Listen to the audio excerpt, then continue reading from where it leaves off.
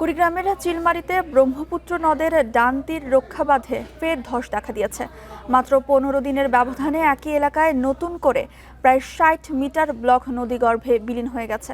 এতে তীরবর্তী মানুষের মধ্যে ভাঙন আতঙ্ক বেড়েছে। ভাঙন ঠেকাতে জরুরি ভিত্তিতে জিও ব্যাগ ফেলছে পানি উন্নয়ন বোর্ড। এ নিয়ে আরও জানাতে কুড়িগ্রাম থেকে যোগ দিচ্ছেন সহকর্মী তামজিদ হাসান।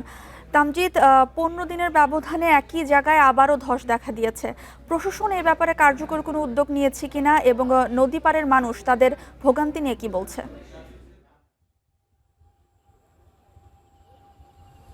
আসলে যে চিলমারির উপজেলার যে কাজকল এলাকায় যে বাঁধটি রয়েছে, সেই বাঁধটিতে কিন্তু 15 দিনের ব্যবধানে 2 দফায় ভাঙন সৃষ্টি হয়েছে এবং এখনও কিন্তু ভাঙন সেখানে চলছে।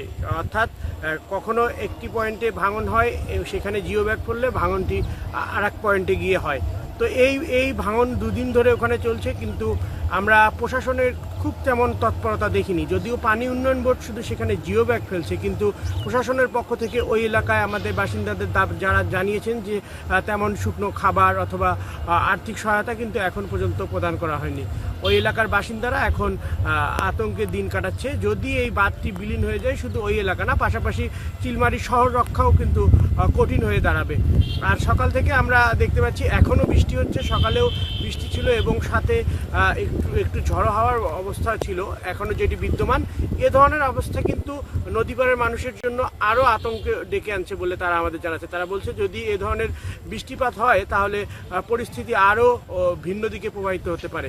একটু জানিয়ে রাখি, কুড়িগ্রামে যে কয়টি নদ নদী রয়েছে সেগুলোর পানি কিন্তু সকাল থেকেই বৃদ্ধির দিকে।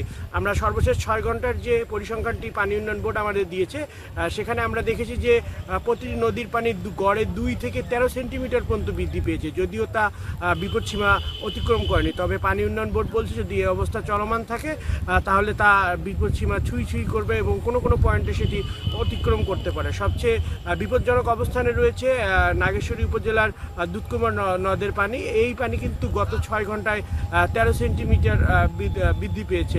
পাশাপাশি কুড়িগ্রামের 9টি উপজেলায় যে 400-এরও অধিক চর রয়েছে, সেই চরের বাসিন্দারা কিন্তু আতঙ্কে রয়েছে, কারণ তারা জানে না যে আসলে নদীর পানি অথবা বৃষ্টি হলে যে তারা কোথায় শেষ আশ্রয় নেবে। আর একটু বলে রাখি যে গত 2 দফায় যে পানি বৃদ্ধি হয়েছে কুড়িগ্রামে, সেখানে কিন্তু নিম্নাঞ্চলগুলো প্লাবিত হয়েছে।